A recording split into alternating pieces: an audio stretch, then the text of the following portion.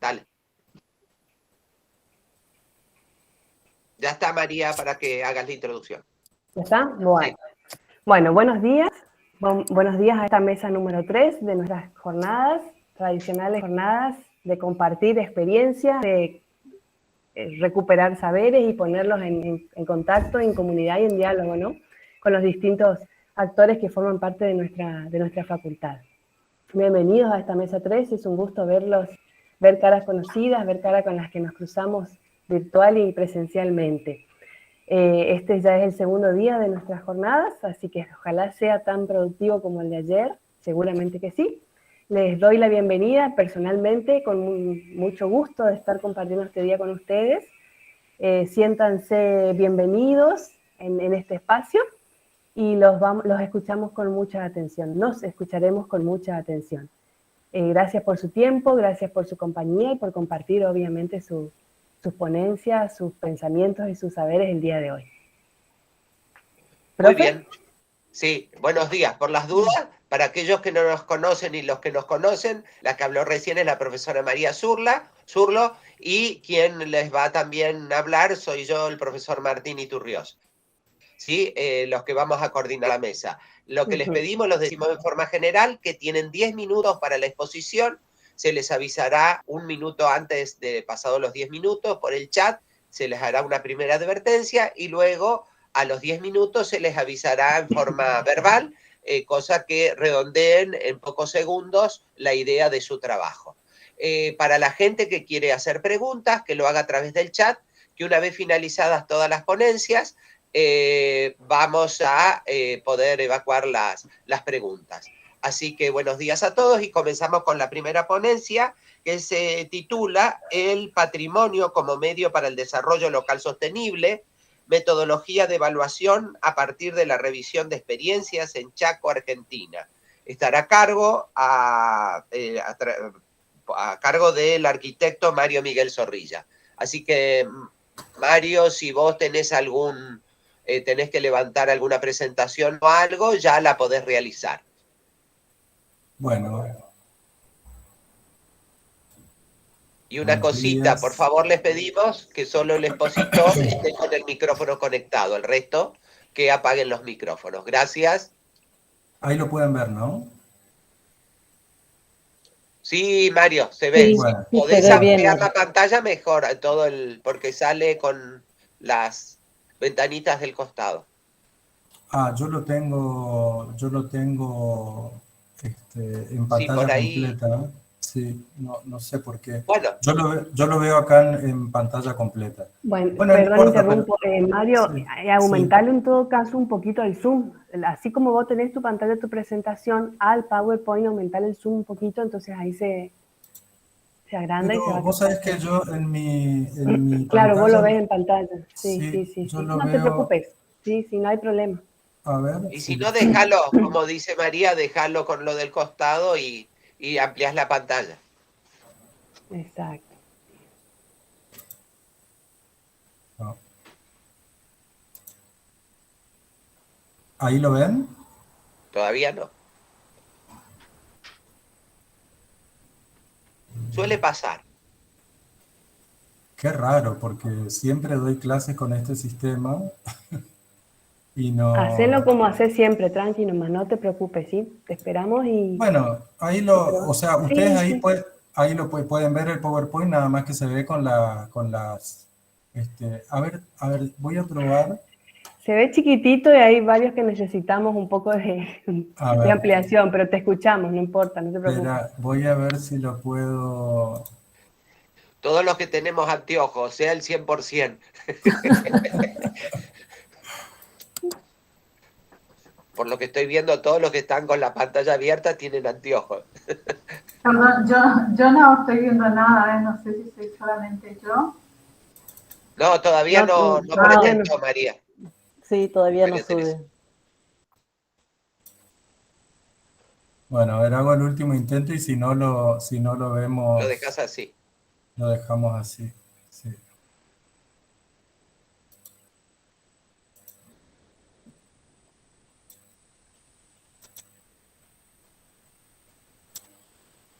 ¿Ahí?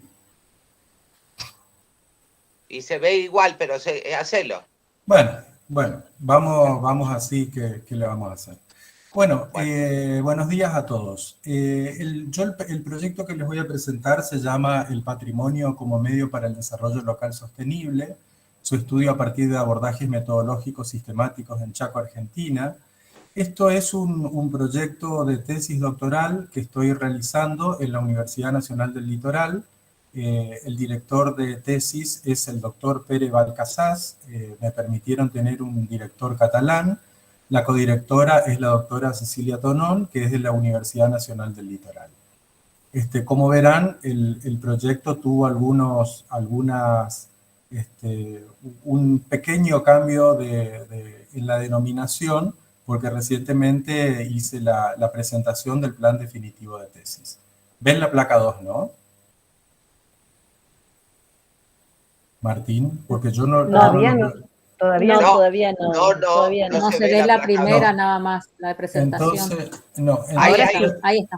voy a tener que cambiar el sistema. Ahí está, Ahí se ve. ahí está Mario. Ahí se ve. Ahí Ahí se ve bien, Mario. Bueno, listo. Entonces, esta investigación parte de la articulación de los conceptos de patrimonio cultural y desarrollo local sostenible, entendiendo el primero como la representación identitaria de la sociedad, cuyo abordaje debe realizarse con miras a convertirla en motor del desarrollo local. En este proyecto se apuesta por la formulación de proyectos locales con eje en el patrimonio, fundamentándonos en razones medioambientales y culturales, sin que ello implique olvidar las interdependencias entre el desarrollo económico, social y cultural. Frente a este ideal, se detecta la ausencia de metodologías de evaluación sistemática que consideren adecuadamente la brecha entre los proyectos de gestión del patrimonio cultural y el desarrollo sostenible local, lo cual constituye el problema de investigación. En el triángulo que ven al costado, voy a definir cuáles son los ejes que se tomaron. Se entiende la sostenibilidad en principio como un concepto holístico, una transdisciplina que interrelaciona las dimensiones ambientales, paisajísticas, económicas y sociales. También es interpretada como un modelo ideológico de crecimiento, aunque desde una postura ideológica de un desarrollo integrado con la naturaleza. La dimensión ambiental es concebida como el equilibrio entre la permanencia de los recursos, los paisajes naturales y las actividades humanas en el entorno del patrimonio. La dimensión económica es entendida como la generadora de oportunidades y mayor equidad, financiamiento, inversiones, turismo sostenible y desarrollo de emprendimientos e industrias.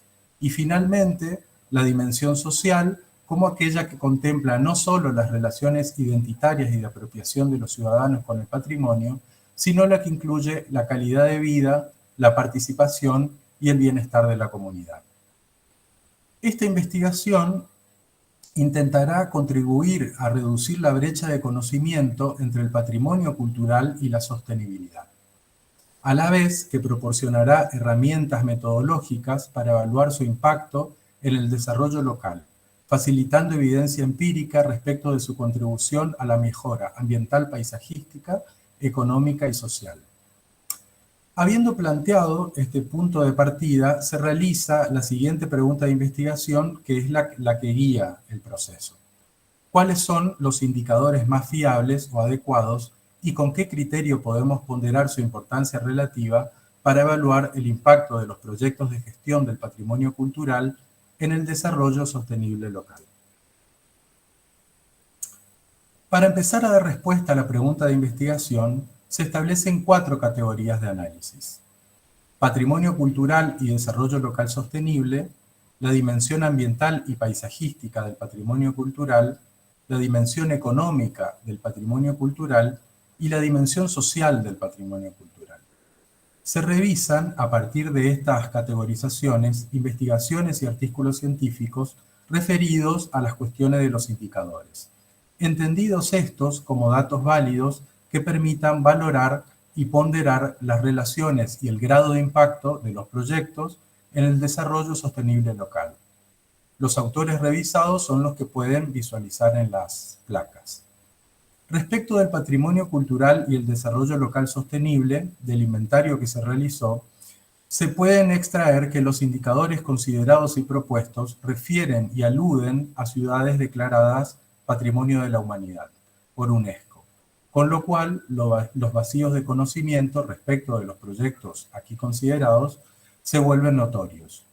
Se consideran especialmente los indicadores que aportan datos sobre la gestión del patrimonio y su relevancia sociopolítica en la comunidad, por lo que se especifican según su dimensión. Respecto de la dimensión ambiental del patrimonio cultural, se puede realizar una primera consideración respecto del enfoque de indicadores ambientales y que se asocian por grupos en criterios de gestión de residuos, gestión del agua, gestión de la energía, el impacto de las infraestructuras en las localidades y su adecuación al medio, y la atención de los proyectos de patrimonio cultural en relación al paisaje. Dentro de la dimensión económica, de las investigaciones analizadas se extraen indicadores que permiten indagar en la pertinencia de la promoción de las estrategias de promoción de los proyectos culturales y la inclusión de itinerarios turísticos articulados, considerando su rol central como fortalecedores de la identidad local. Se indagará además en esta investigación en la adaptación de las infraestructuras soportes de la actividad. Las mismas deben ser contempladas y medidas en función de la capacidad de carga de los destinos y el impacto que pudiesen producir en el medio natural. Dentro de la dimensión social se pueden extraer tres grupos de indicadores, el primero relacionado a la identidad cultural, el segundo vinculado a la participación social y el grado de cohesión que produce en el medio local, y el tercero relacionado a la gobernanza. De este grupo se seleccionaron los siguientes indicadores para evaluar mediante este análisis empírico en la provincia del Chaco los tres siguientes. Dentro de los indicadores de identidad cultural, el involucramiento ciudadano en la puesta en valor y conservación de los proyectos, la incorporación de la imagen de los mismos al acervo local y la generación de organizaciones culturales vinculadas a los proyectos.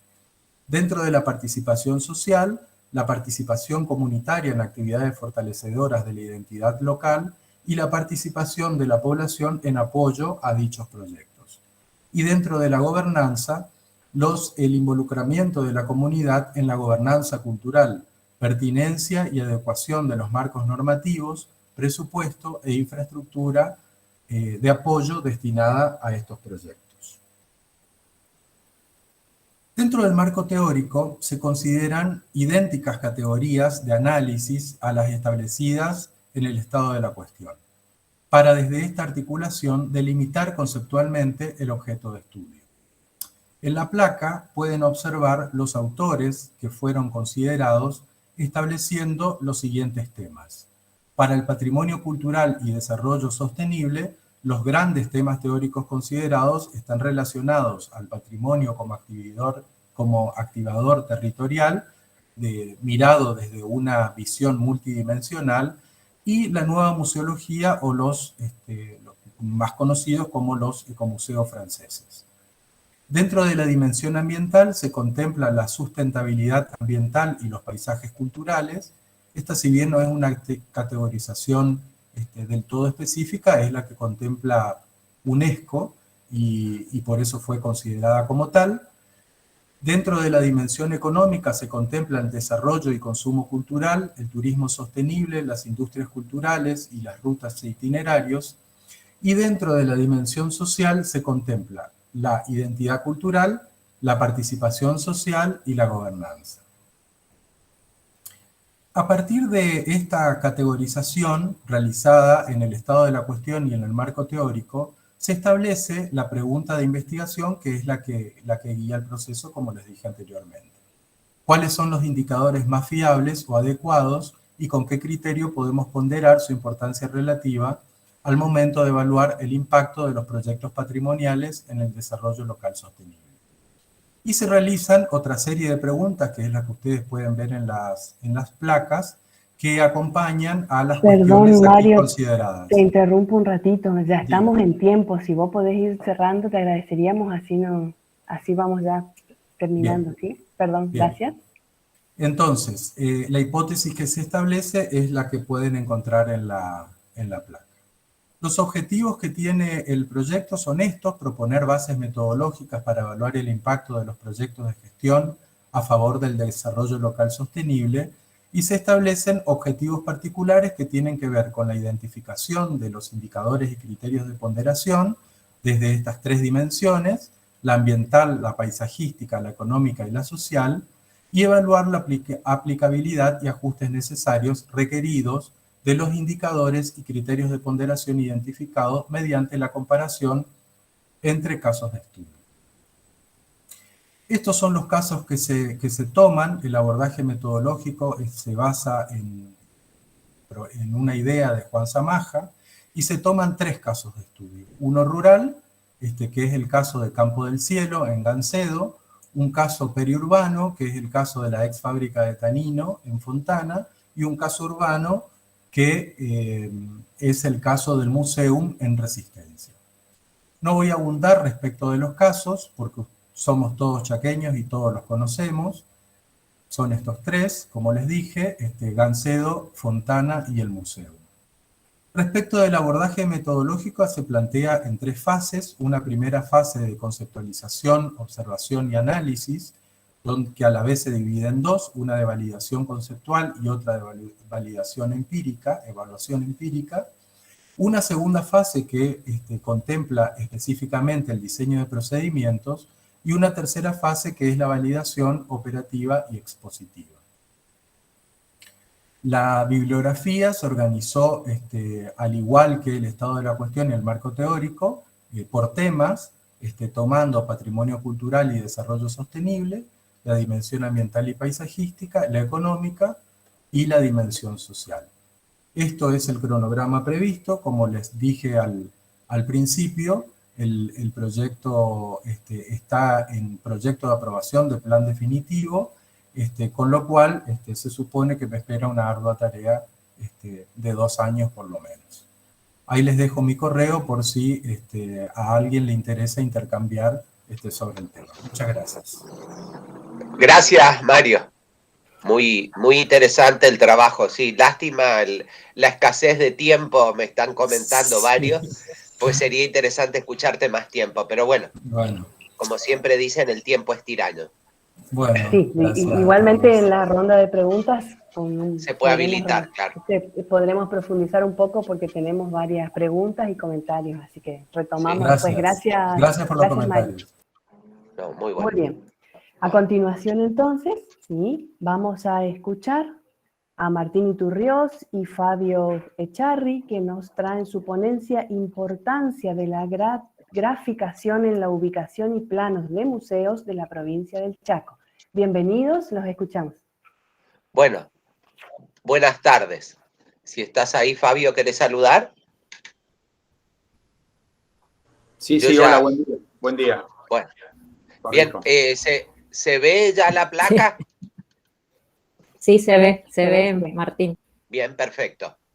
Bueno, comienzo con este trabajo que ya venimos trabajándolo con Fabio ya hace unos años, y lo hemos trabajado. La segunda placa se ve dentro del encuadre del trabajo de investigación, patrimonio cultural ambiental regional, identificación, sistematización y análisis de los procesos y espacios de patrimonialización en el Chaco, Corrientes, que es resolución 966/17 del año 2017. Bueno, una de esas líneas de este proyecto de investigación estuvo referido al tema de la ubicación geográfica y la graficación, obviamente, dentro de los patrimonios, los museos.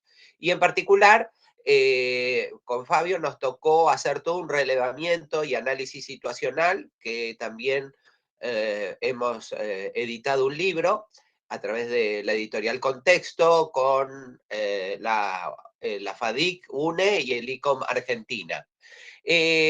Bueno, un poco el tema de esto por ahí, que es un tema muy puntual, que tiene que ver con el tema de los diferentes tipos de graficación para mapas, planimetrías y plano. En este caso, como lo presentamos dentro del trabajo de investigación, era sumamente importante el poder graficar, el poder, tomamos bases, empezamos a mirar de antemano ya distintos sistemas, desde la localización general, planos de ubicación, a través de Google Maps, hasta planimetrías del entorno, teniendo en cuenta el entorno. Obviamente, un poco para poder ubicar, vuelvo a decir específicamente, esto estamos hablando de museos del Chaco, de toda la provincia del Chaco. Y en el trabajo de relevamiento fue bastante interesante porque, bueno, al tomar esto referencia íbamos al lugar, mientras era un trabajo en equipo, mientras Fabio hacía todo un relevamiento fotográfico, yo iba tomando el relevamiento, iba tomando las medidas de, haciendo los croquis referentes a cada una de las situaciones. Relevar la parte física y relevamiento de del patrimonio que iba teniendo, en qué condiciones estaba y demás. Obviamente todo eso había que graficarlo, y entonces un poco para volcar esa graficación.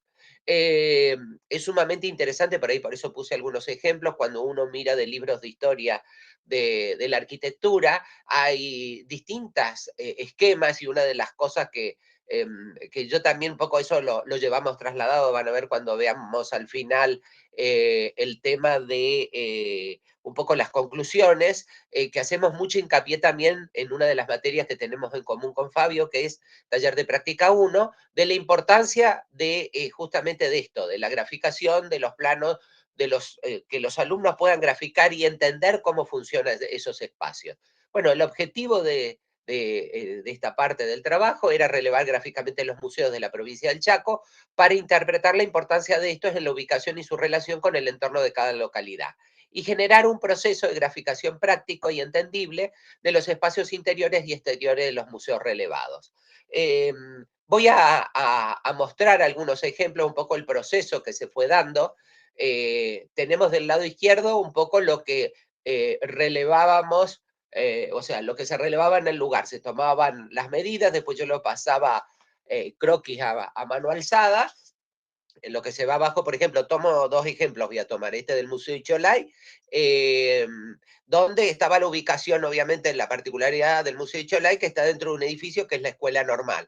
Entonces, hacer la localización en una planimetría donde está ubicado dentro de ese edificio histórico que es la Escuela Normal de Resistencia. Y luego ya ir mirando el interior, cómo eran cada una de las partes que constaba el museo y sus distintas áreas. Y el tema de la escala gráfica, que es muy importante considerar la escala gráfica, generalmente en los libros, y vuelvo a decir, hago mucha hincapié muchas veces a los alumnos, es una escala que se coloca, ahí está al costadito, que es una escala que sirve, si yo tengo que sacar después de ese plano, tengo que sacar una fotocopia, esa escala gráfica modifique el tamaño, siempre me va a servir, o sea, modifique, amplíe o reduzca la copia que voy a hacer, siempre tengo eso de referencia. Entonces es muy importante que exista dentro del dibujo, eso un poco lo tomamos de estos libros de historia de la arquitectura, que es una buena manera de graficar y tener en cuenta a la hora de hacer este tipo de graficaciones. Y bueno, en el costado derecho, esta parte del libro, donde hay, por un lado, por eso digo, esto de la planimetría, de la ubicación, que es importante, no solo el edificio, sino cómo estaba cada uno de estos museos dentro de la ciudad de Resistencia y el entorno, y qué pasaba alrededor, qué otras cuestiones importantes, obviamente que iba acompañado con un texto, en el caso del libro, ¿no es cierto? Va acompañado con un texto y en lo que hace al trabajo de investigación está el georreferenciamiento, que también es muy importante, el tema de las coordenadas de latitud y altitud que se tenían en cuenta para la hora de la ubicación. El relevamiento fotográfico para ubicarnos, como era el tema de las entradas, y obviamente verán esa planimetría esa planta, perdón, que yo había hecho en forma, y con el relevamiento que hicimos con Fabio, estaba dibujado a mano alzada, después a través de un sistema de computación, era digamos, simplificado y puesto en un gráfico para poder luego editar el libro con la escala correspondiente y demás. Y obviamente también, que es muy importante, esperen que bajo, el tema que nos ayudaba muchísimo, el tema del relevamiento fotográfico, porque a la hora después de ir volcando todo esto, obviamente uno cuando releva trata de tomar las medidas lo más aproximadamente posible, pero la ayuda del relevamiento fotográfico ayuda muchísimo más a la hora de poder ir volcando, sobre todo las áreas que por ahí hay cosas que uno cuando va al papel cuesta terminar de interpretar, y bueno, con las fotografías apoyaba todo este tema del relevamiento. Otro ejemplo lo tenemos, obviamente, fíjense que es un plano con una escala mucho, la escala en el caso de la ubicación del Museo Centro de Interpretación Campo del Cielo en Gancedo, que justo también lo tomó Mario en su trabajo, estaba una geolocalización a través de un Google Map, que está importante, también es otra cosa donde la escala es mucho más grande, o sea, el dibujo se hace más pequeño, al ser la escala más grande, el dibujo se hace más pequeño, con el acompañamiento, y en el caso de este museo era mucho más complejo por la particularidad que tenía dos plantas, una planta baja y un subsuelo. Entonces, ¿cómo graficar eso? Sobre todo con una serie de cuestiones que tiene una rampa y una serie de cosas. Bueno, en el lado izquierdo vemos un poco el relevamiento que hacíamos in situ con las cosas que había en el lugar,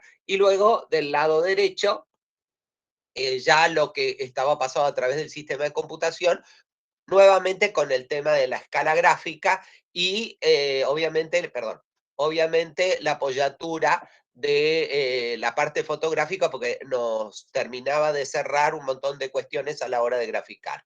Bueno, hay otros, acá pongo otras plantas de otras instituciones como el Museo de Medios, y también estaban el Museo Jules en la Casa Jules, el Jardín Botánico. Bueno, como conclusiones, quiero tomar un poco la importancia de la visualización realizada a través del relevamiento del entorno interior de los diferentes museos de la provincia del Chaco, que permitió localizar e informar el estado espacial y su ubicación en cada ciudad, verificando lo que realmente existe en cada uno de ellos y sus ventajas y desventajas.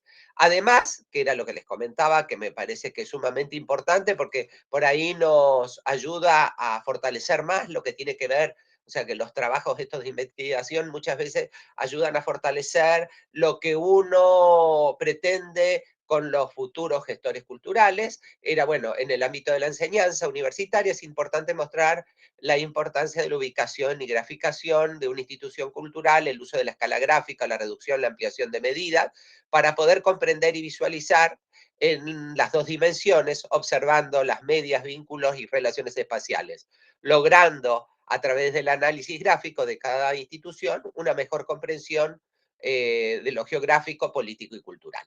Bueno, no sé si Fabio vos querés agregar algo más. No, Martín, perfecto. Si quieren hacer alguna pregunta. La hacen de todo caso. La hacemos al final. Sí, gracias, profe. Eso, hacemos después al final, si les parece, profe Fabio, una ronda al final, al terminar, hacemos preguntas Bien. generales, ¿sí? Gracias. Perfecto. Bueno, ahora cambio de rol, me doy vuelta y presento el tercer trabajo. Espero que no se duerman con mi voz.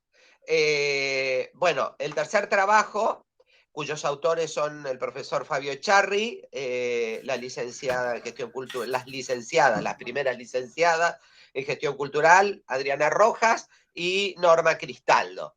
El título del trabajo es Instituciones Culturales que marcaron la historia del Chaco. Los dejo con ellos, no sé si van a presentar algo. Sí, yo voy a presentar, pero Perfecto. estoy acá teniendo un inconveniente que no estoy entendiendo. A ver.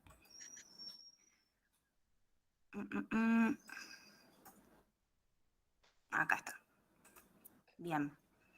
Bueno, para los que no me conocen, soy Adriana Rojas y bueno, voy a tomar la palabra para hacer la presentación del proyecto académico y de investigación denominado Instituciones Culturales que marcaron la historia del Chaco. Este proyecto fue organizado por las cátedras de Taller de Práctica 1, Gestión de Instituciones Culturales, de Políticas e Instituciones Culturales y Museología. Ambas forman parte de la licenciatura en Gestión y Desarrollo Cultural. El proyecto estuvo bajo la dirección del profesor y licenciado Fabio Charri, y yo tuve el honor de poder colaborar en la coordinación general. También contamos con la participación docente del arquitecta y magíster Olivia Gober, que es profesora auxiliar de la Cátedra de Arquitectura 1 de la Facultad de Arquitectura y Urbanismo, y de la abogada Mariana Echarri, que es profesora auxiliar de la Cátedra de Comunicación Intercultural y Ciudadanía, de la carrera de la licenciatura en Gestión. También contamos con egresados y alumnos de la Tecnicatura y la Licenciatura en Gestión y Desarrollo Cultural, alumnos de Artes Combinadas, de la Licenciatura de Artes Combinadas, y alumnos de la Facultad de Humanidades. Como el título describe, nuestra idea fue y continúa siendo la de generar un material que nuclee no solo, o sea, de manera original e inédita, no solo un relevamiento o descripción de la situación actual de las diferentes instituciones culturales, sino también que incluya todo lo relativo a la gestión de sus políticas y de los procesos coyunturales a las que éstas se ven sujetas.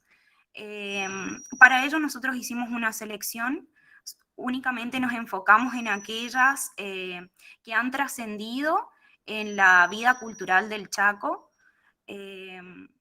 no solamente por su quehacer y su apertura cultural, sino también por su destacada presencia a nivel regional, nacional e internacional.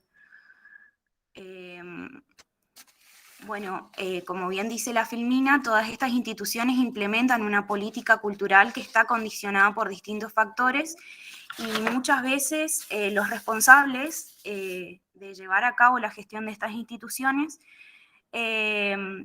no los tienen en cuenta al nivel de fortaleza o debilidad en tanto a la gestión de la política. Como para nombrar algunos de estos factores, pueden ser los referentes a su infraestructura, a su financiamiento, generación de ingresos, recursos humanos, recursos técnicos, comunicación, entre otros. Bueno, todo esto justamente nos llevó, nos incentivó a generar esta investigación en estos sentidos, porque no solamente destacamos destacamos el valor y reconocemos la importancia de estas instituciones, sino que también nos permite a nosotros, a un nivel más colectivo,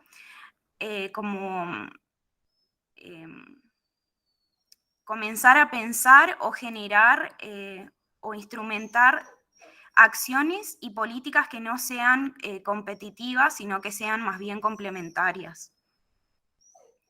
Los objetivos que tuvimos en cuenta son los que están aquí, los leo de manera rápida.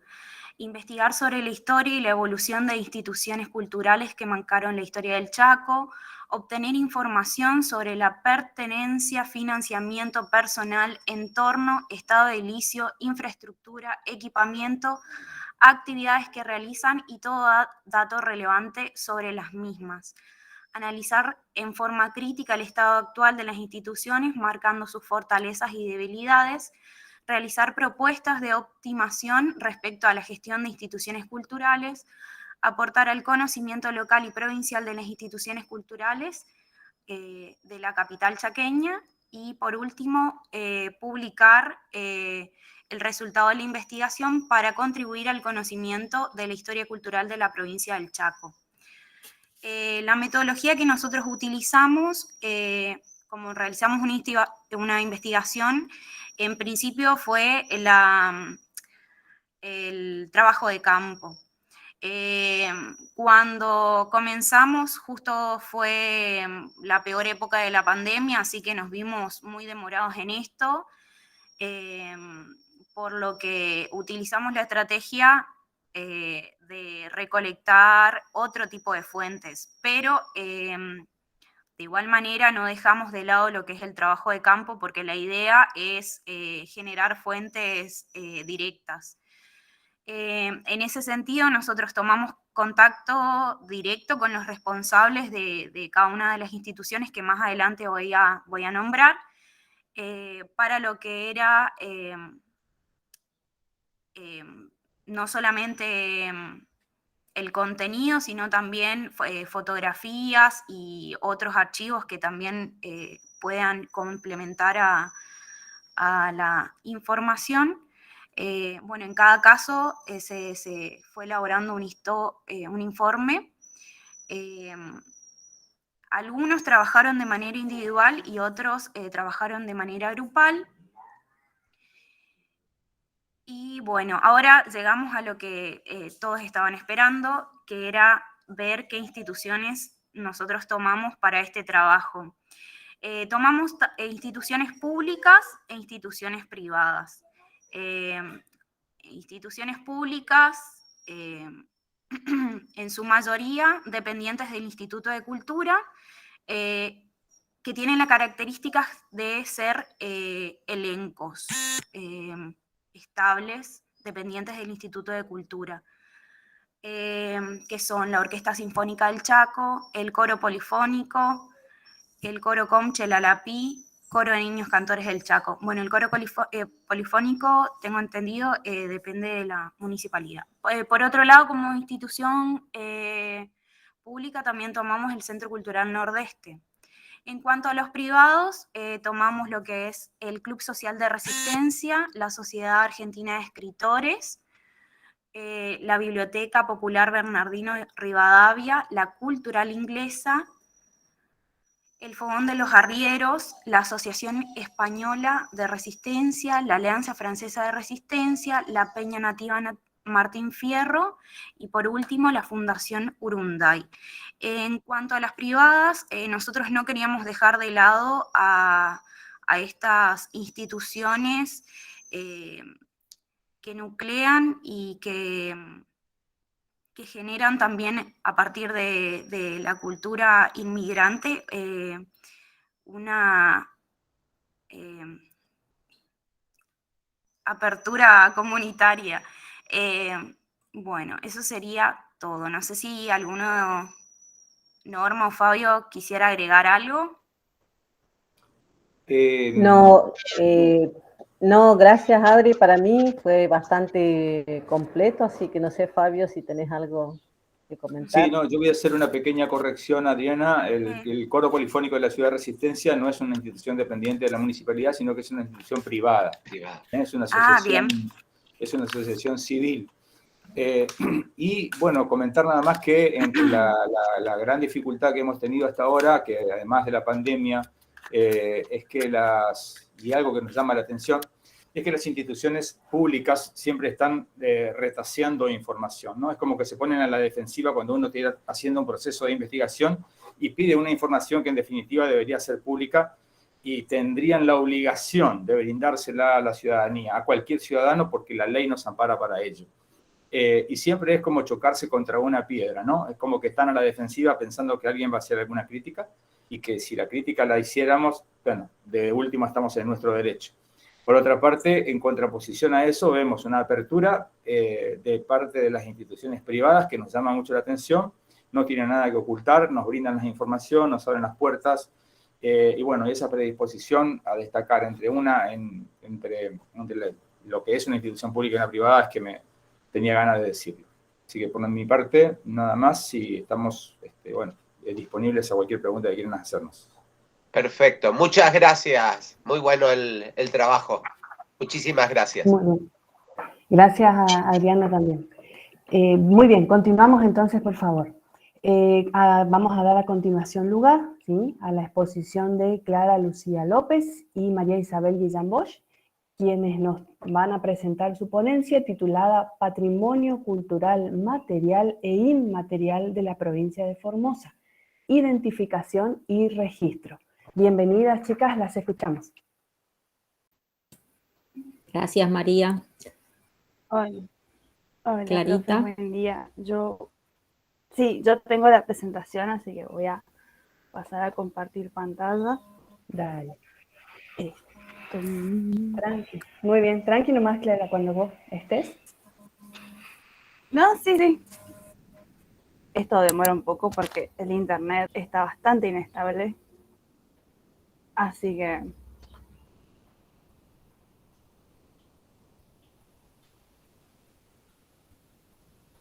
Bueno. ¿Me avisan si pueden ver, por favor?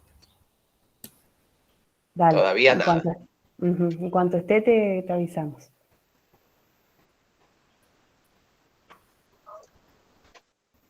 Ok.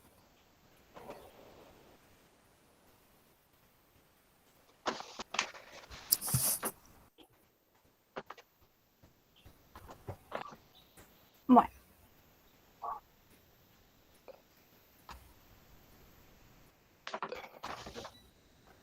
Todavía nada, ¿verdad? No, no se ve nada, Clarita. Nada. No, todavía no. Bueno, vamos a probar de vuelta. Porque debe ser el... Si no, cualquier cosa, Clarita, ¿querés mandarnos por mail y lo presentamos nosotros? Sí, justo tengo abierto el correo, así que les voy a... Dime 2 segunditos, solo. Porque pensé que iba a poder hacerlo, pero voy a probar una vez más antes igual. No, Sí, me dijo no hay que no problema. puedo. Que no. Sí, me dice que no puedo compartir pantalla. Pero ahí voy a probar de vuelta y si no les mando para no seguir robando tiempo a los otros expositores. O probá a compartir pestaña en todo caso, a lo mejor, dividir la pantalla. Sí. Quizás al compartir una ventana o una pestaña, Clara. Sí, es más fácil.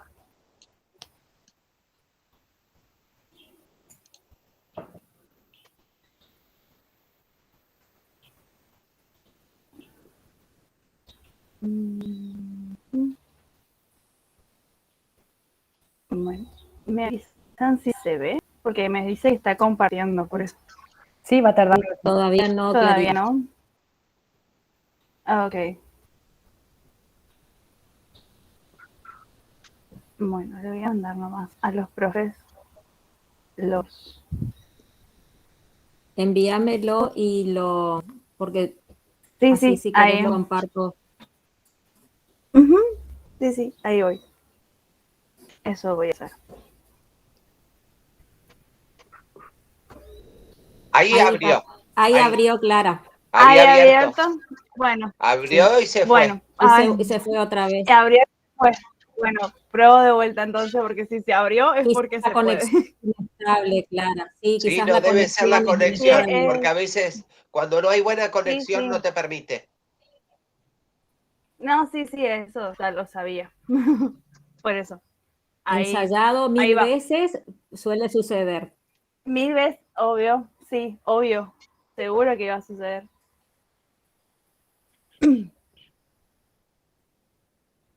Bueno, ¿me avisan si lo pueden ver? Todavía no.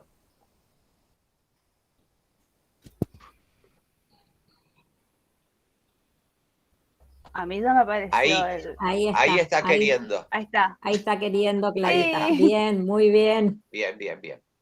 Bueno, Ahí funcionó. salió. Yo dejo de verlos totalmente, así que, bueno, voy a empezar. Estos problemas pasan, eso los ensayé 1000 veces y tenía que pasar, no había chance.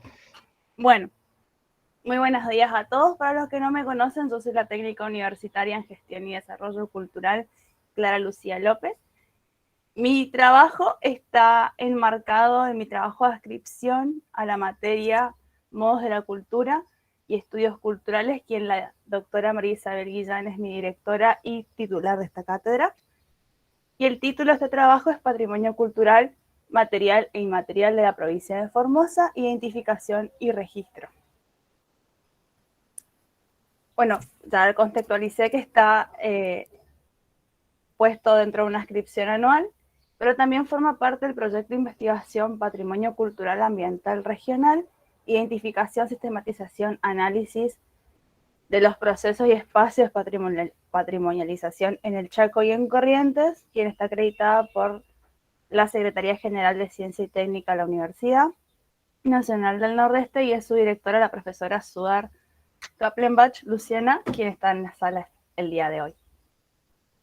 Los objetivos de trabajo fue relevar el patrimonio material e inmaterial de la provincia de Formosa, documentar las expresiones materiales e inmateriales del patrimonio cultural formoseño y realizar una exploración bibliográfica sobre este mismo, registrando en diversas fuentes.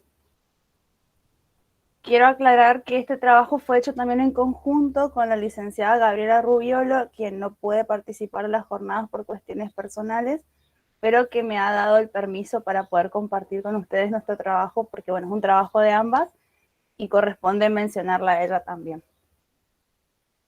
La metodología de nuestro trabajo fue de carácter cualitativo, de tipo descriptivo. Utilizamos técnicas y métodos que se basaron en la revisión de materiales, las cuales estaban disponibles en formatos digitales. Tuvimos, también lo está inserto en medio de la pandemia, ya más salido de las situaciones de aislamiento total, pero bueno, quisimos respetar las medidas de la provincia de Formosa y no pudimos ir al campo. Esperamos algún momento poder ir a ver este patrimonio en sitio, como nos pasó el año pasado con mis compañeras del trabajo de Corrientes. Y los materiales que pudimos obtener para poder hacer este trabajo fueron todos, accedimos a través de la Dirección de Patrimonio Sociocultural de la provincia de Formosa, los cuales están referidos a los bienes construidos y los sitios históricos, las manifestaciones inmateriales presentadas en un formato como mitología, y aquellas vinculadas al carácter inmaterial, pero que no fueron tomadas por el Estado formoseño, pero que sí forman parte de lo que ellos denominan bienes culturales de la provincia. Nuestro análisis se centró en el acervo patrimonial de la provincia de Formosa, el cual está expresado en obras de arquitectura, en sitios, bienes, muebles y objetos, y prácticas culturales y saberes ancestrales. Estos bienes, tanto materiales como inmateriales, cuentan con una legislación vigente tanto a nivel nacional como provincial y municipal, con el fin de preservar la seguridad de estos bienes y poder de esta manera conservar la memoria colectiva. Clarí, quedó solo la primera placa, fíjate si... Ahí, ¿la pueden ver ahí mejor? Ahí pasamos a la cuarta. Ahí está, bueno, entonces voy a hacerle zoom nomás y no voy a presentar porque si no se me va. Bien, gracias. Bueno, no pasa nada, profe, gracias por avisar. Bueno, de esta forma preservar la memoria colectiva y profundizar su conocimiento a través del estudio, la difusión y la protección de este patrimonio. En primera instancia, como ya les comenté, trabajé junto con la licenciada Gabriela Rubiolo. Ella es licenciada en artes, entonces lo primero que hicimos fue acercarnos al concepto de patrimonio cultural, que en gestión lo trabajamos mucho, lo desmenuzamos, lo estudiamos, lo reestudiamos y lo volvemos a resignificar, pero que en artes es un concepto muy duro todavía, ¿no? Ellos no lo manejan tanto y se quedan solamente con una breve descripción y nada más. Entonces, retomamos la conferencia general de la UNESCO referida a este tema, que es la que fue celebrada en París en el año 1972, que define el patrimonio cultural material, a los monumentos, conjuntos y lugares, grupos de construcción aislados o reunidos que tengan incluidos los lugares arqueológicos y que tengan un valor universal excepcional desde el punto de vista histórico, estético, etnológico, antropológico, artístico y de las ciencias. Y también tuvimos que acercarnos al concepto de patrimonio inmaterial, las cuales se pueden comprender como aquellas expresiones vivas heredadas de nuestros antepasados, como la tradición oral, el arte del espectáculo, el uso social, los rituales, los actos festivos, los conocimientos y prácticas relativas a la naturaleza, etcétera, etcétera,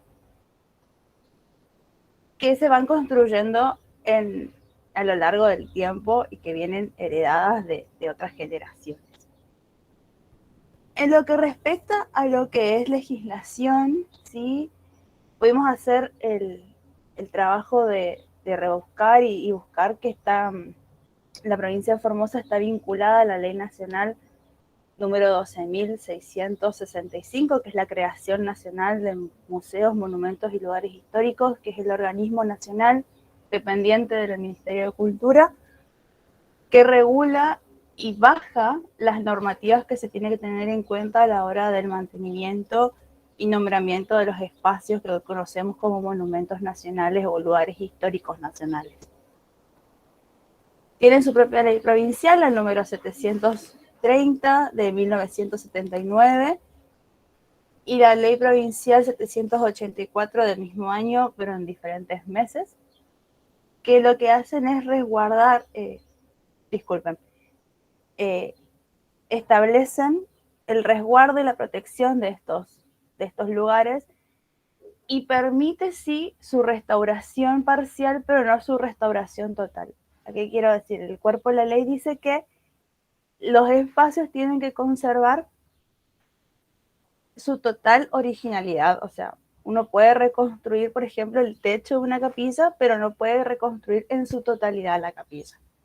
Tiene que estar exactamente igual que como se encontró y se declaró, para poder pasarla a las siguientes generaciones, así como está. Lo que hicimos con Gabriela fue relevar estos artículos, son 18 en total, tanto material como inmaterial, como bienes, como lugares históricos, como monumentos y prácticas artesanales, y la geolocalizamos en un mapa, que es el que están viendo ustedes ahí, con colores, dependiendo de la cercanía, el lugar, la práctica en sí. Ese mapa se lo puede visualizar, que si después en la ronda de preguntas lo quieren ver, lo puedo proyectar para que vean cómo se van moviendo por el mapa.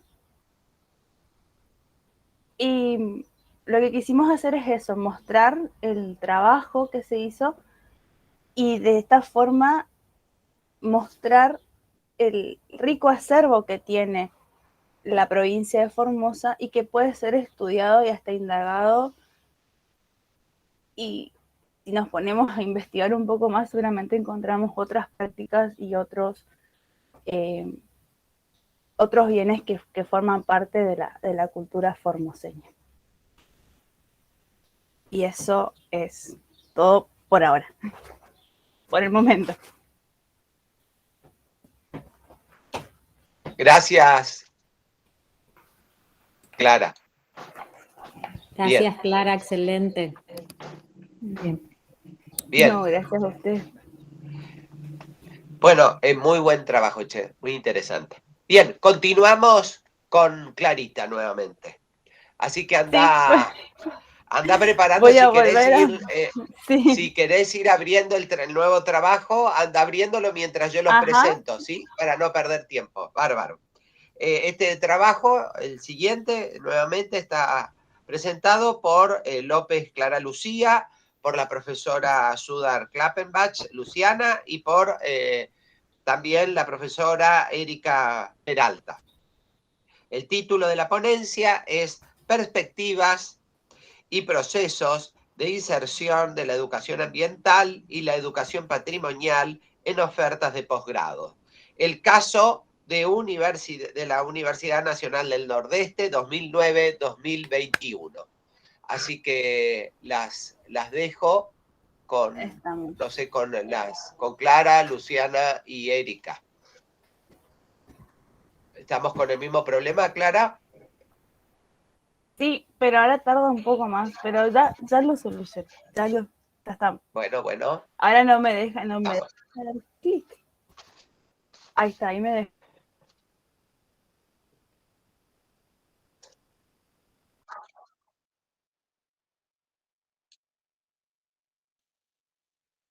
Todavía no se ve nada, ¿eh?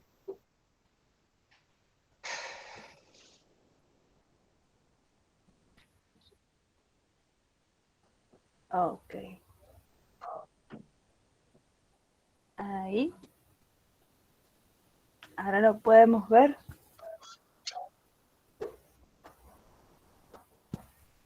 Todavía no. Bueno. A mí ya me apareció el cartelito de compartir pantallas, estoy compartiendo, así que voy a esperar a que aparezca. Sí, capaz que por el tema de la conexión pueda ser que pase. Sí. Dale aceptar, Clary, en compartir pantalla. Te aparece el cartelito. ¿Sí? Cliquea la pantalla y dale aceptar. Ya le he dado, profe.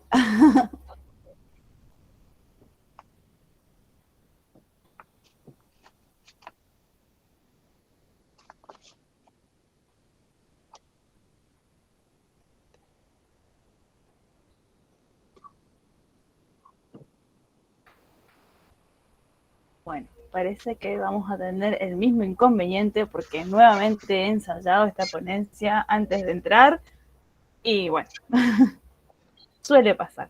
No hay que ensayar, hay que ir a escena nomás. No, hay que venir así nomás, sin ensayo, sin nada, anótenlo para la próxima, no ensayen. A ensayar, hay que ir al... Hay que ir nomás. Como si fueran en el presencial con sus papelitos y... Estás muteada, Luciana. Es terrible. Clary, podemos hacer una breve introducción mientras vos intentás conectarte, si querés. Sí, porque, bueno, en esta oportunidad, Clarita va a presentar ahora cuando pueda conectar un trabajo que estuvimos haciendo, pero que principalmente lo encaminó ella como parte de su trabajo de beca de la Secretaría de Ciencia y Técnica como una beca de pregrado en el marco de otro proyecto acreditado que estamos desarrollando en la facultad, que refiere justamente a la identificación en las distintas funciones que tiene la universidad de docencia, extensión e investigación, de cómo se van introduciendo la dimensión ambiental y la dimensión patrimonial en lo que es el contexto de la educación superior. Y en el marco de ese proyecto que justamente analiza dentro de las 3 funciones básicas de la universidad cómo se van incorporando estas dimensiones, puntualmente Clarita estuvo trabajando en un arduo trabajo sobre todo de exploración documental y demás, aspecto que fue bastante complicado en estos 2 años de pandemia por el tema de la accesibilidad a los documentos, en la identificación de cómo aparecen y si se empiezan a dar, a plantear o a impartir conocimientos en el marco de la oferta de posgrado de toda la Universidad Nacional del Nordeste. Para lo cual, bueno, se hizo un trabajo exploratorio, se identificaron las distintas unidades académicas, se identificaron las distintas carreras y facultades que desarrollan sus funciones en la universidad y dentro de cada una de las facultades cuáles eran las ofertas de posgrados que se estaban dictando, que a partir de algunas referencias e indicadores nos permitían a nosotros reconocer que se incorporaban temáticas en forma directa o en forma tangencial a lo que es educación ambiental y a la educación sobre patrimonio. Y bueno, sobre estos resultados y estos avances versa la presentación de hoy.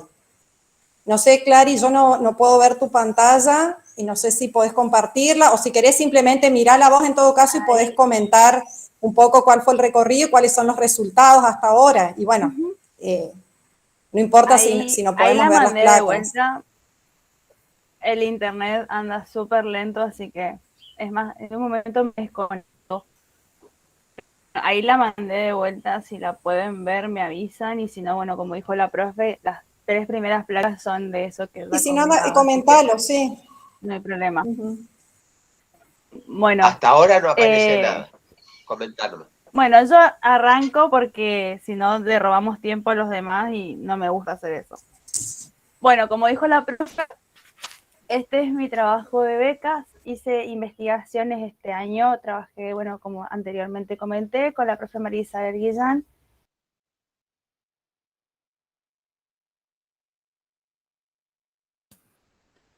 Se desconectó. Y ahora parece que se fue. Sí, se le cortó su internet, evidentemente. Pobre. Se para. Por ahí se puede pasar al siguiente, Martín, y que retome Clarita después, y que última presente, aunque sean los resultados. Dale. ¿Te parece, sí, María? Sí, sí, por supuesto, sí. No hay problema. Sí, en todo caso, si se vuelve a conectar, le avisamos ahora ya. Bien. Muy bien. Entonces vamos a dar paso, ¿sí? Mientras esperamos a Clarita de nuevo, a la ponencia siguiente, que viene de la mano de María Gabriela Salazar Ramírez, ¿sí? Y su trabajo que se titula Representar es regular, discursos e imágenes sobre el indígena chaqueño, artes plásticas, finales del siglo XIX al siglo XX. Bienvenida, María Gabriela, te escuchamos. Hola, buenos días. ¿Se me escucha bien primero antes de arrancar? Sí, okay. Sí, muy bien. Voy a compartir mi material.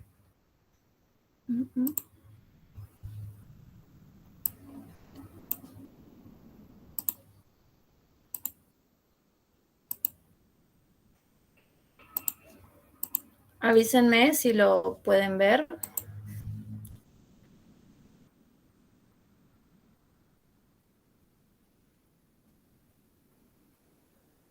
¿Lo pueden ver? No, todavía no. Todavía no. A ver. Teóricamente estaría compartiendo. Esperemos un ratito, a lo mejor. Bueno. ¿Tenés buen internet, Gabriela? Por ahí ahora está. Sí. Ahí está compartiendo. ¿Ahí compartió? Buenísimo. Bueno, sí. Muy buenos días a todos. Mi nombre es Gabriela Salazar, soy licenciada en Artes Combinadas y el trabajo que vengo a mostrar en esta jornada de investigación forma parte de un trabajo realizado en la Cátedra de Historia del Arte de la Argentina y el NEA, en el cual tuve un interés por la temática indígena y trabajé sobre el material bibliográfico de la doctora Mariana Giordano y también de la doctora Andrea Head, y fusioné sus teorías y conceptos para crear esta presentación que titulé como Representar es regular, discursos e imágenes sobre el indígena chaqueño. Particularmente analizando las artes plásticas de finales del siglo XIX y principios del siglo XX. Estoy escuchando un ruidito, no sé si alguien me quiere decir algo o continúo. Hasta ahora nada. A lo mejor alguno tiene abierto el micrófono, pero no hay nada. Bueno, porque no veo el chat. Bueno, continúo. Entonces, para comenzar, es importante señalar que mi interés estaba puesto más que nada en ver cómo se desenvolvían estos actores y artistas en el contexto de formación de la nación y también de una identidad chaqueña, es decir, poniendo en perspectiva la historia nacional y la historia local.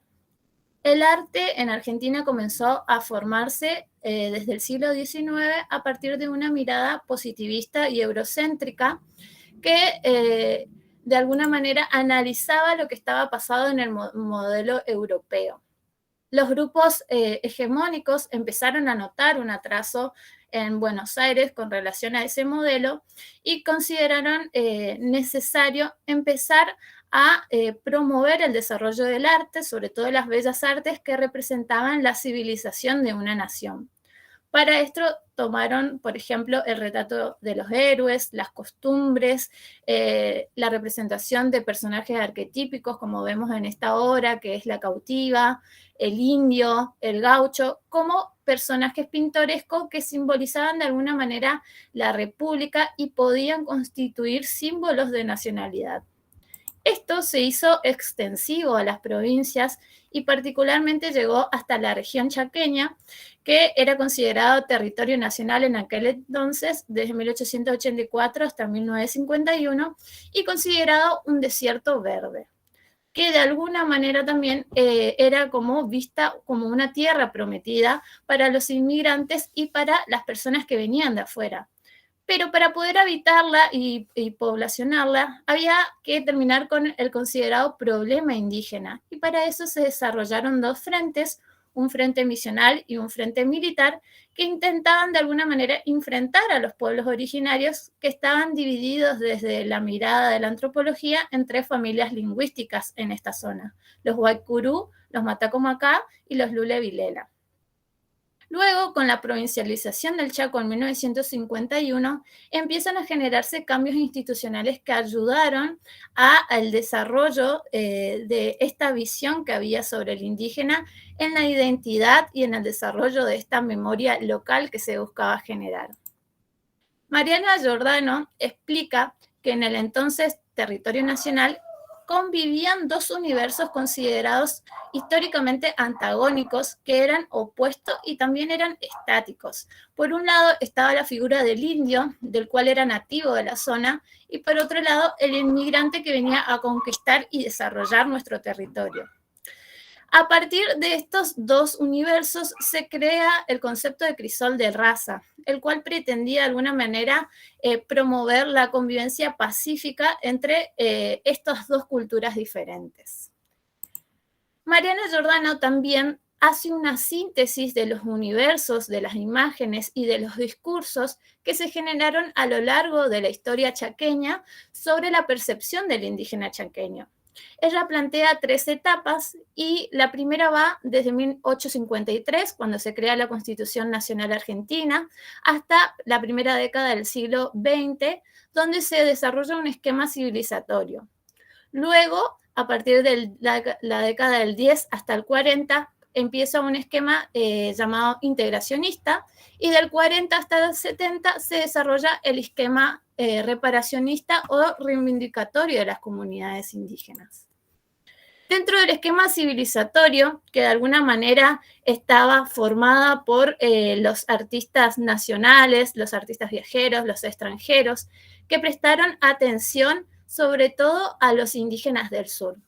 Particularmente a lo que refiere a la zona chaqueña y los indígenas del Chaco, el único antecedente que encontramos es Apalier, que crea esta obra, Indios del Gran Chaco, que como se pueden ver no coinciden mucho de los rasgos formales con las características propias de los indígenas de nuestra región, pero intenta dar cuenta de una captura casi documental que muestra a los indígenas antes de que desaparezca en un hábitat idealizada y una vestimenta característica de las representaciones de aquel entonces.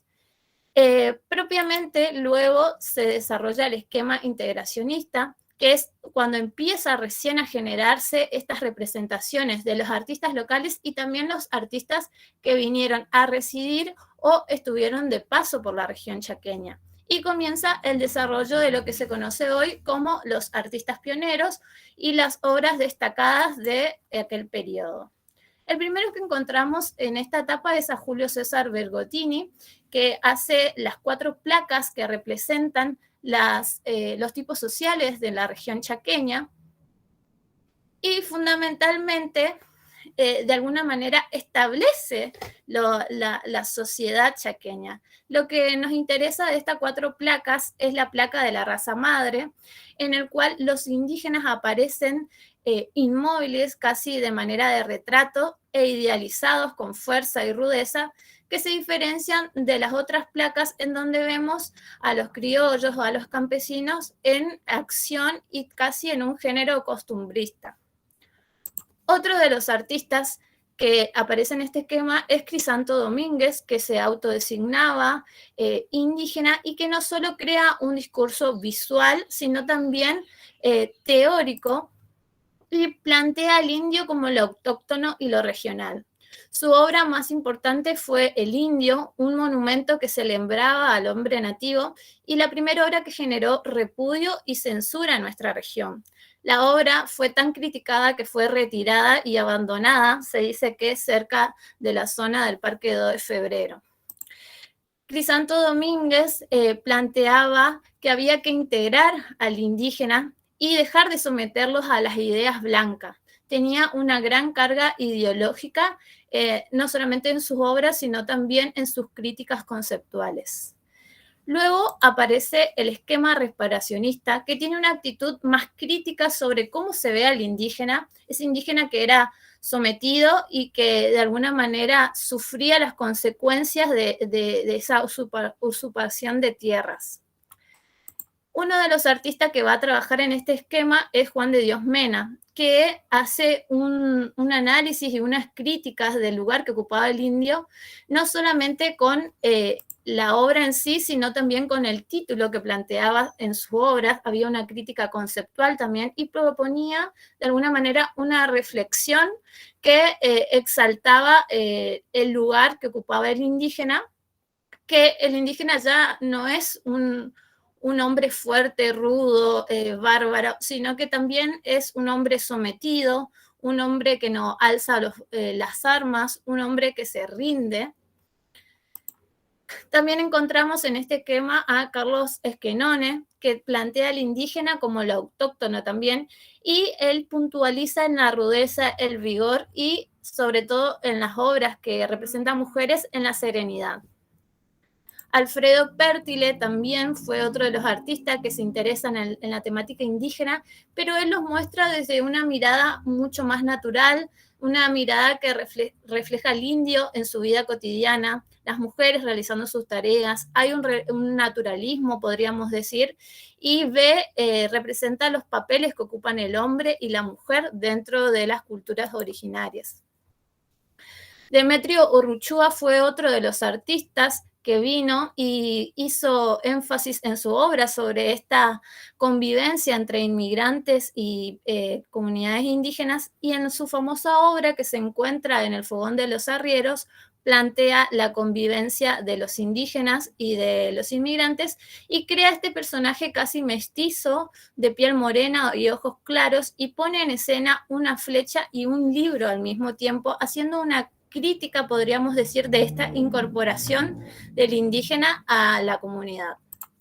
Rafael Galíndez también trabaja sobre el indígena en su entorno natural y también como el indio sometido. Podemos ver cómo a partir de este entonces, época del 70 aproximadamente, ya hay una incorporación y un mestizaje, podríamos decir, en estos indígenas que llevan una guitarra criolla, hay una actitud más sometida, hay una actitud de ya incorporación que se entablaba ya en el esquema anterior. Judo Blanco Silva fue otra de las artistas que plantea al indio como el autóctono, pero ella casi tiene una mirada etnográfica que centra la atención en las mujeres y de alguna manera escapa a la idealización y a las tipologías que habían de representaciones de mujeres. Ramón Subirats fue otro de los artistas que buscaba representar al indio como autóctono, pero con un sentimiento y una idea de poder traspasar a través de su obra los sentimientos de los artistas, de los indígenas que él representaba, ya sin flechas, sin arma y con su singularidad propia de persona. Por último, Menoldo Díaz también va a ser otro de los artistas que va a trabajar la representación, pero ya casi como un realismo fotográfico, y va a aparecer en el auge del indigenismo y va a intentar de alguna manera capturar la idiosincrasia, los valores, la sabiduría de las comunidades a partir de sus rostros. Él va a decir que lo mío es testimonial, son hombres que he visto y tuve la suerte de conversar con ellos. Podemos decir que de esas representaciones que al principio eran bastante distantes, en este último caso vemos como ya hay una cercanía entre el artista y los indígenas que de alguna manera aparecían en las representaciones. Para concluir, podemos ver cómo el indígena fue objeto de representación en la primera generación de artistas del Chaco, pero estuvo su representación regulada a través de un pasado mítico, pero también de una realidad presente.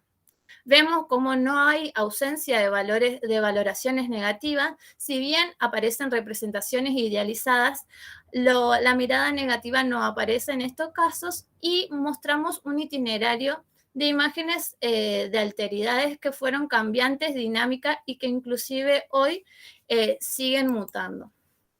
Hasta aquí la presentación. Dejo el espacio abierto para cualquier pregunta. Muchas gracias. Gracias, Gabriela. Muchas gracias, Gabriela. Muy interesante. Seguramente después retomamos en una ronda de preguntas. Bien, profe, ¿alguna cuestión? Sí, María, Sí. no, es comentarles de que nos acompaña el decano en las presentaciones, como para no cortar las presentaciones. En todo caso, como falta poquito, no sé si Federico, vos querés decir algo ahora o esperamos que terminen las presentaciones. No tengo presentación para hacer, ¿eh? No, ya sé, pero si querés saludar. No, por favor, adelante. Ayer hicimos la apertura y nada, eso que puse, la verdad que súper contentos. Recién terminábamos la sesión del Consejo Directivo y comentábamos justamente estas jornadas y la verdad que muy contentos de poder hacerlas nuevamente.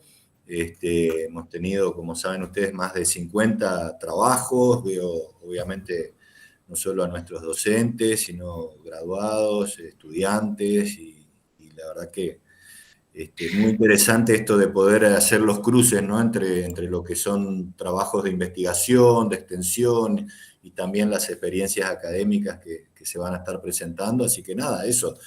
Saludar a todos, así, ojalá podamos vernos presencialmente pronto. Con algunos nos estamos cruzando ya en las aulas o en los pasillos estos días y bueno, seguimos. Así que nada, eso, Martín, bueno, adelante. Gracias. Saludos.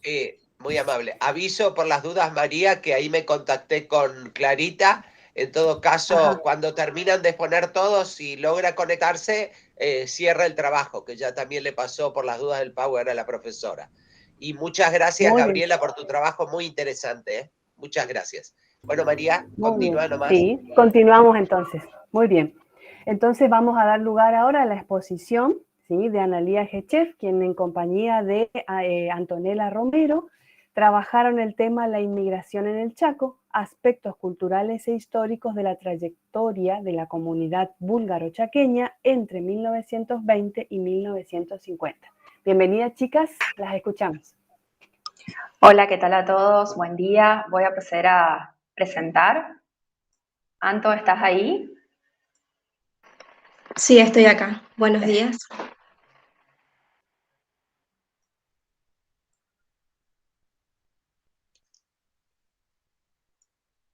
Estamos esperando que todavía nada.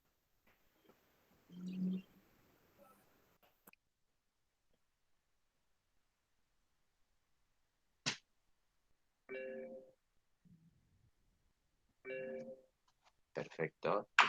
Esperamos.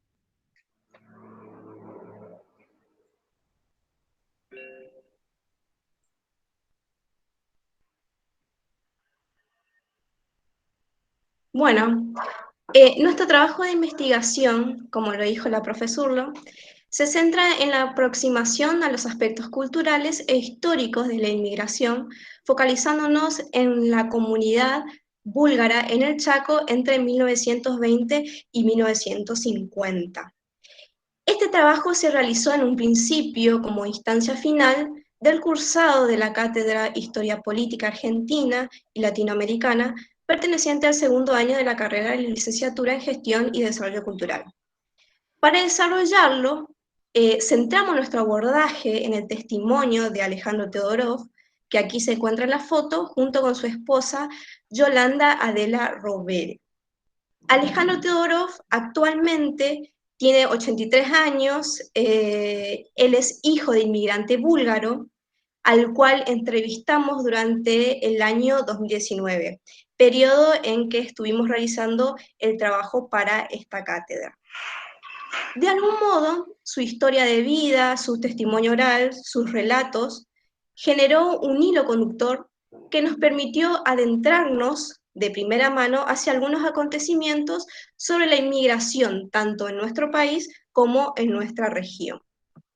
Cabe destacar que Alejandro es tío de mi compañera Analia Hechev, por lo tanto el trabajo de investigación tiene otro propósito, ya que de algún modo se remota en la recompilación de información de su historia familiar. Ella después más adelante lo va a comentar.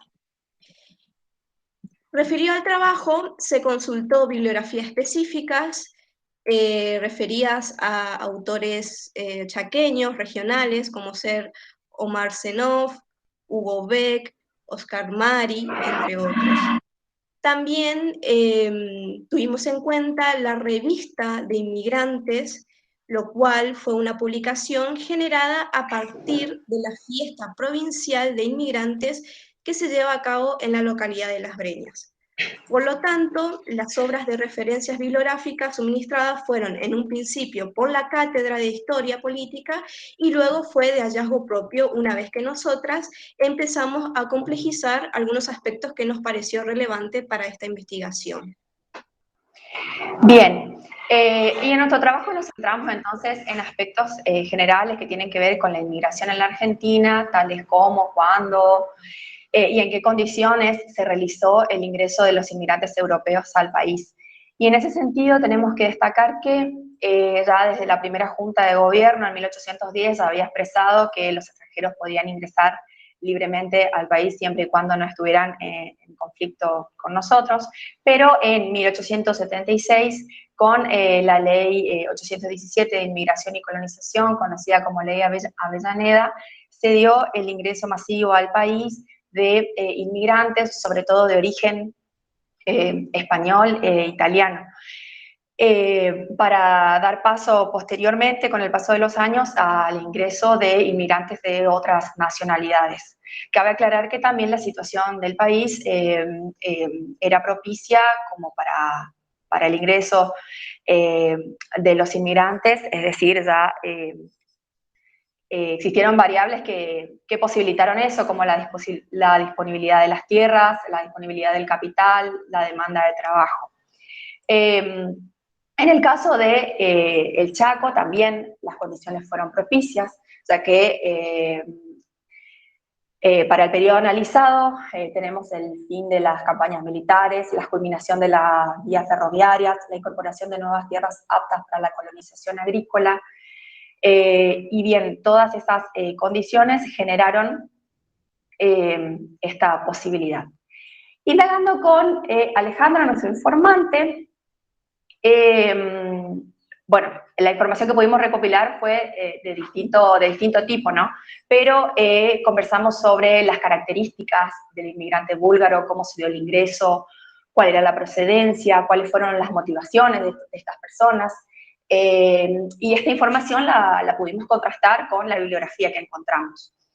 En cuanto a las características, por ejemplo, Alejandro nos mencionaba, y también dan cuenta los autores de esto, de que el grupo de inmigrantes búlgaros fue el que menor índice de analfabetismo poseía en relación a, o en comparación a otros inmigrantes que procedían de las localidades del norte. Omar Zenov menciona Pleven, Bratza, Bedianovo. Bueno, por ejemplo, en el caso de Ángel Teodorov, que es el padre de Alejandro, él provenía de esta localidad, Bedianovo.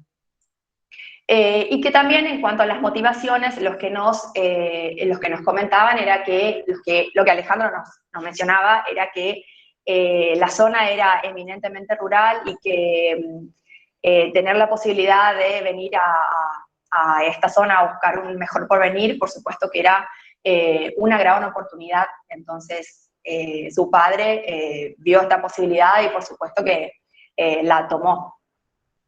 Dentro del trabajo pudimos indagar en distintas cuestiones y aspectos. Por ejemplo, la participación de los inmigrantes búlgaros en las huelgas algodoneras que se dieron en el Chaco entre 1934 y 1936.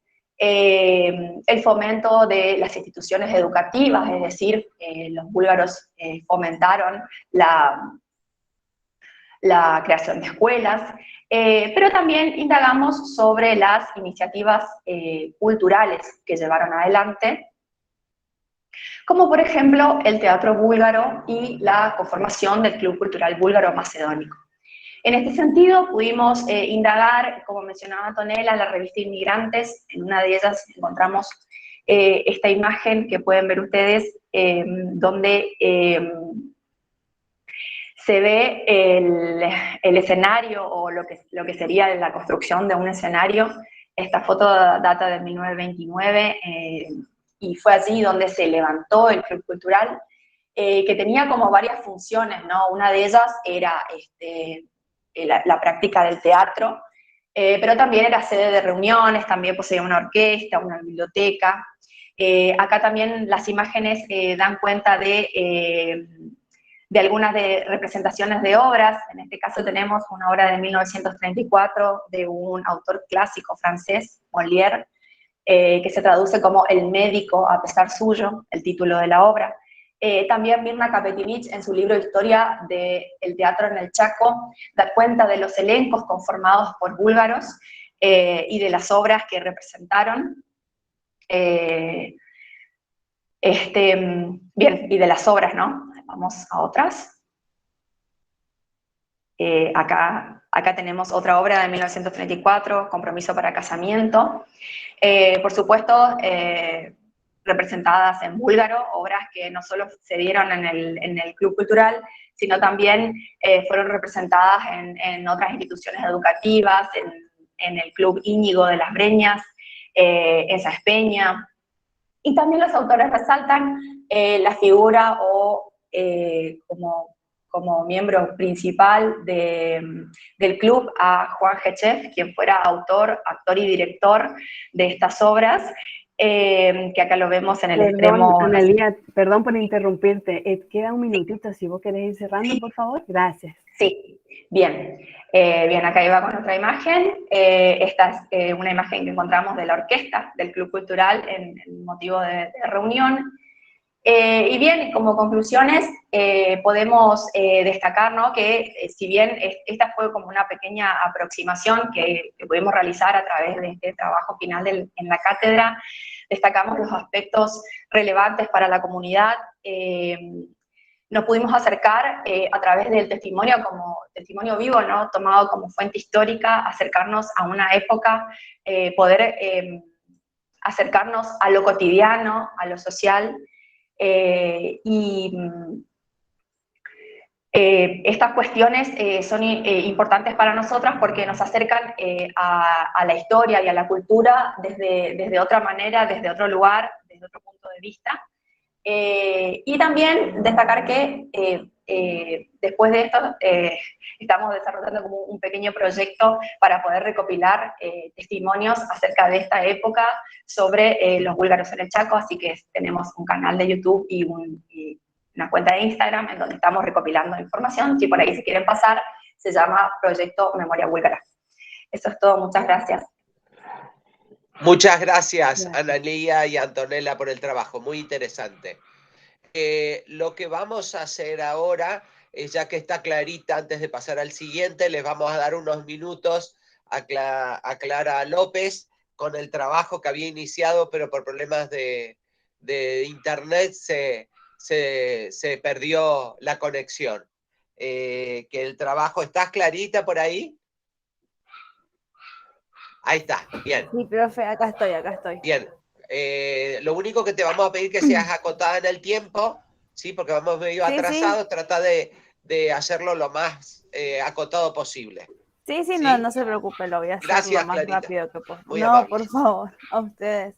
Bueno, como ya les hemos presentado antes, el proyecto se llama Perspectivas y Procesos de la Inserción de la Educación Ambiental en ofertas de posgrado. el caso de la Universidad Nacional del Nordeste. Creo que quedé en la diapositiva en donde explicaba la historia de la universidad, que eso no es muy importante. Así que vamos a ir a la filmina número 5, que es ahí donde exponemos los resultados junto con las profesoras.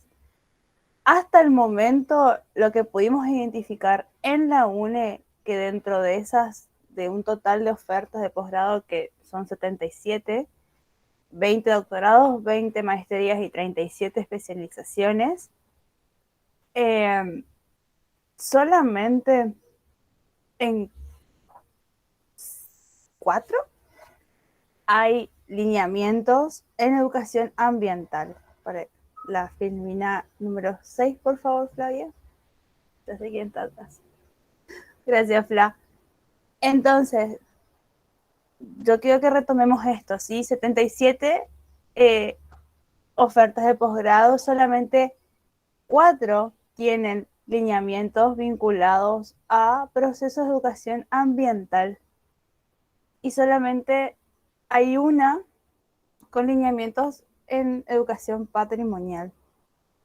Pero ni siquiera son datos vinculados específicamente a la educación ambiental o patrimonial, que después los voy a definir, ¿no? Son vinculaciones a temas relacionados como recursos naturales, hábitat, ecosistemas, gestión ambiental, arquitectura sostenible, historia, patrimonio. Y la educación ambiental y patrimonial, que es la filmina siguiente, está referido a procesos pedagógicos, centrándonos en las percepciones de conocimiento y valores que subyacen a estas dos disciplinas. Entonces, no es solamente hablar de sustentabilidad, contaminación, en el caso de educación ambiental, ¿no? Es también hablar de reconstrucción del ambiente, es hablar de valores sobre ese espacio, sobre ese ambiente, sobre lo que podemos conocer como patrimonio ambiental, sobre las causas ambientales, sobre la contaminación, es categorizar y enseñar valores en torno a esas problemáticas.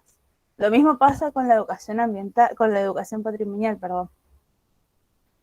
Es una disciplina que se está desarrollando, pero que no va solamente en torno al bien patrimonial como valor universal, artístico, científico, histórico, monumental, sino que va bien arraigado con valores que se construyen en torno a ese objeto. No es solamente un objeto muy bonito que tenemos que custodiar, sino que qué valores envuelven a ese objeto tan bonito que queremos custodiar y por qué razones queremos que las siguientes generaciones lo tengan. Entonces es un conjunto de pedagogías y de procesos pedagógicos que se le inserta en la educación, en los lineamientos de educación, en este caso superiores, para el estudiante y para los futuros profesionales.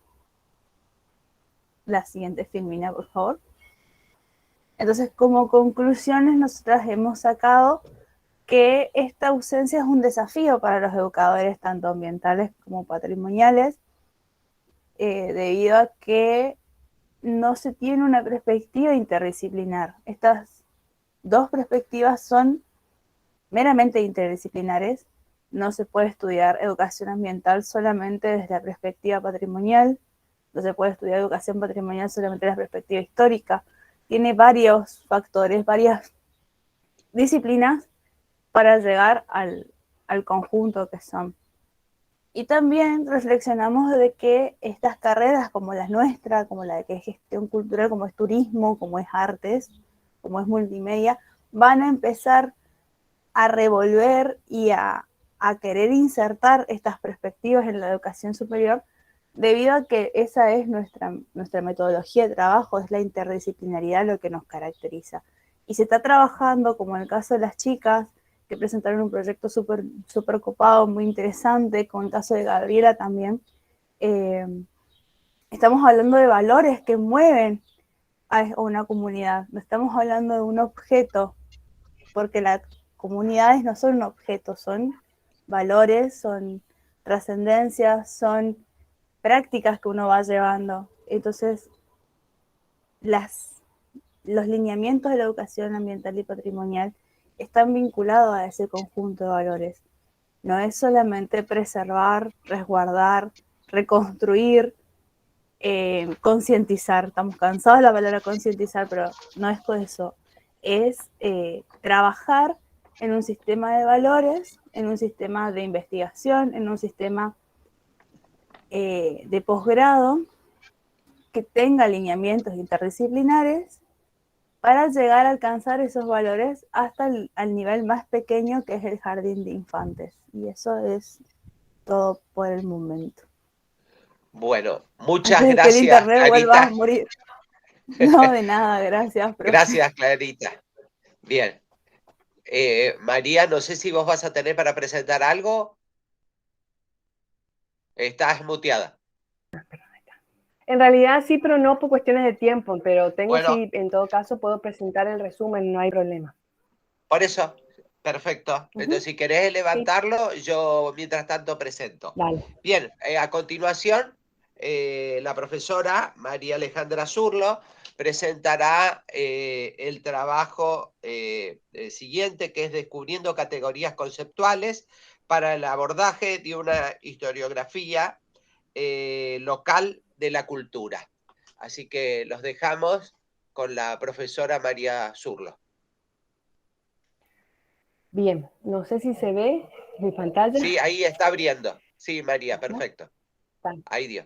Bueno, perfecto. Entonces, ahora desde otro rol les vengo a contar un poco el planteo que desde el que hemos pensado. Yo trabajo como JTP en la Cátedra de Historia de la Cultura y el Arte 1. Es una materia prácticamente con la cual se encuentran los estudiantes cuando ingresan a la carrera, y significa un desafío importante no solo por el ingreso en sí de la carrera, por el contenido altamente conceptual de la materia, sino también significa un desafío muy grande por la gran diferencia que hay entre los escenarios que estudiamos y los escenarios de origen de nuestros estudiantes y nuestros propios escenarios, ¿no?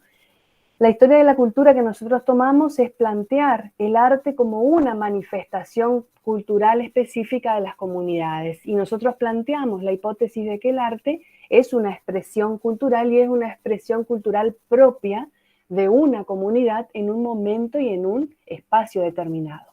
La influencia tan fuerte de la historia hace que el eje cronológico sea predominante, y a lo largo del recorrido de la materia, a lo largo del recorrido del cursado, nos hemos dado cuenta que ese eje cronológico muchas veces puede llegar a ser un factor que dificulta también la comprensión.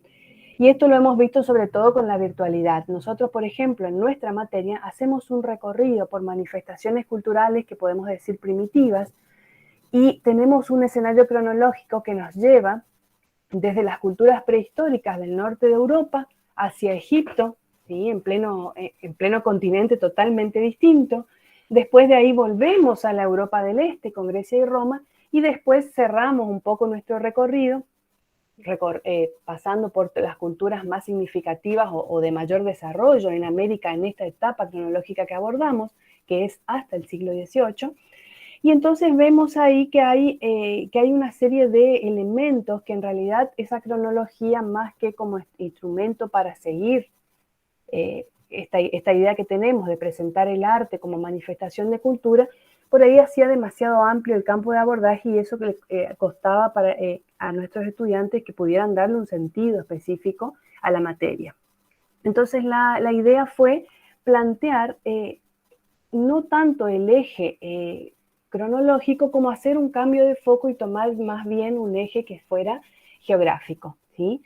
Un eje geográfico, pero no centrarnos en los espacios de cada una de las culturas, que como yo les decía, recorren prácticamente el planeta, sino que tomar como un anclaje cultural y empezar a reconstruir el arte como expresión de cultura, pero tomando las manifestaciones locales y regionales como pivote. Y entonces a partir de ahí podemos resignificar incluso la misma valoración con la cual nosotros abordamos y estudiamos nuestras propias culturas locales, regionales, y por supuesto las grandes culturas americanas en el contexto y en el sentido de la materia, obviamente, ¿sí? Entonces, plantear digamos, un posicionamiento geográfico, ¿sí?, que nos permita recorrer y recuperar específicas manifestaciones locales, culturales y artísticas, que a su vez se puedan poner en contacto y en comunicación con las culturas que cronológicamente comparten ese momento y no hacia el espacio. La idea fue, por supuesto, entonces trabajar a partir de esta cuestión, ¿sí? Presentar el espacio como el anclaje, digamos, trabajar, recuperar manifestaciones locales y regionales y a partir de ahí entonces poder construir escalones o andamios hacia la comparación, hacia una historia de la cultura comparativa.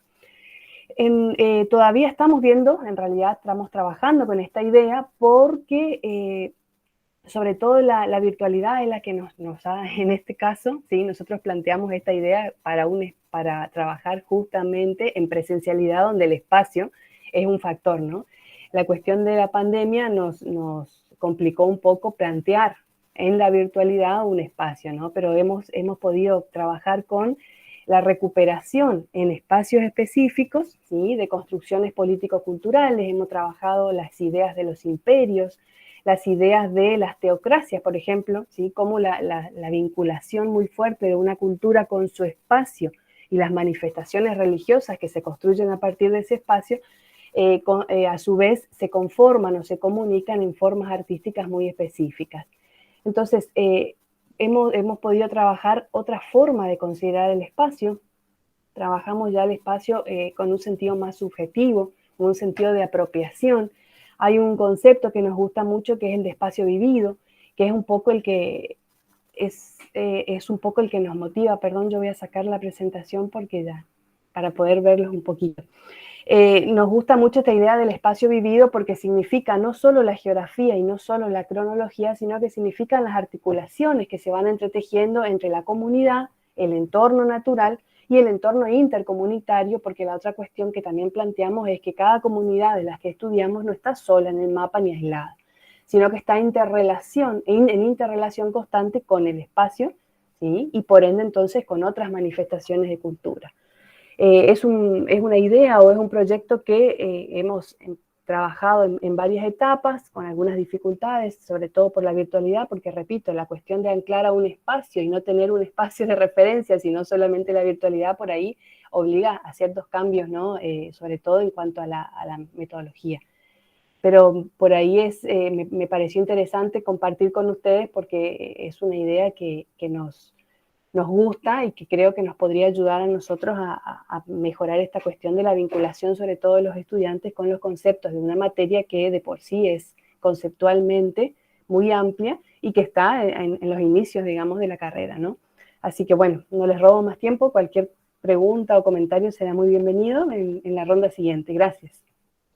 Muchas gracias, María, muy amable, muy interesante el trabajo.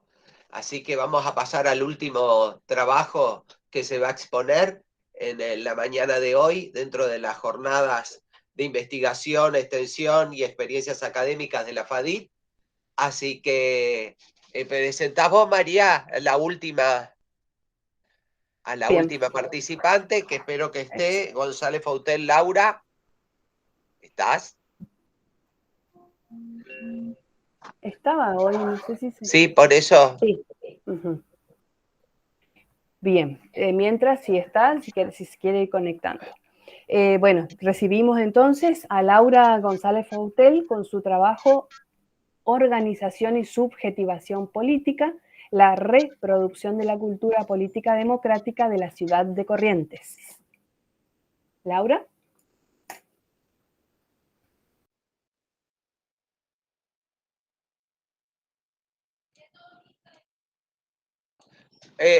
Pareciera que no está. Porque No, estoy mirando. Ajá.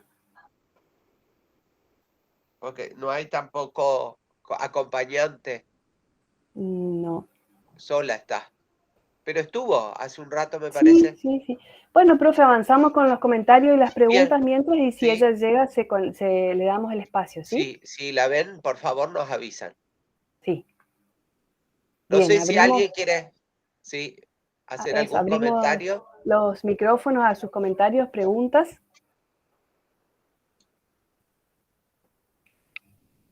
Por lo pronto en el chat eran todas felicitaciones y salvo había una pregunta que hacían en forma general si estos trabajos van a estar expuestos de alguna forma. Yo sé que estaban viendo la posibilidad, no sé si estás, Daniela, de que se van a levantar después, esta clase va a quedar grabada, o Flavia, pero lo que creo que preguntaban si iba a estar en forma escrita, creo que sí, que se va a hacer como una publicación escrita de los trabajos. No sé si estoy errado, Flavia o Daniela.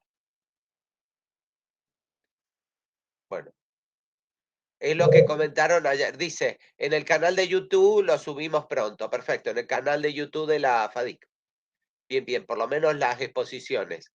Y otra cosa era el tema si iba a haber algo escrito. Si me podés contestar, perfecto, y yo lo leo. Bueno, mientras tanto habilitamos, que como dijo María, si alguien quiere hacer alguna pregunta en forma oral, lo puede hacer, abre el micrófono y pregunta. Tenemos más o menos unos 12 minutos antes de la hora 2. No se te escucha bien, Susana. Ahora, Ahí ¿y está. ahora? Ahí sí, ¿Ahora? ahí sí, Susana. ¿Cómo Bueno, nada más que, bueno, soy alumna de la licenciatura en turismo y me resulta muy interesante todas las exposiciones que están haciendo. La misma pregunta era dónde se podía ver y ya me respondieron, o sea, al tener disponible en el canal de YouTube ya es muy importante todas las exposiciones y se nota el arduo trabajo que están realizando como lo hacemos todos los alumnos de la licenciatura también. Así que solo felicitarlos. Muy lindo. Bárbaro, gracias, Susana, por tu aporte. Bien, ¿alguna otra pregunta? Por las dudas, Laura. Queremos armar, además, dice Daniel, una publicación de las jornadas. Esperen que ya leo para que sepan todos. Dice, queremos armar una publicación de las jornadas, nos pondremos en contacto con los autores para continuar con el trabajo. Gracias a todos por sus presentaciones. Eso comunicó la secretaria de Extensión, Daniela Valdés. Sí, ya estarán disponibles las grabaciones. Perfecto. Bueno, ¿algún otro comentario que quieran abrir los micrófonos?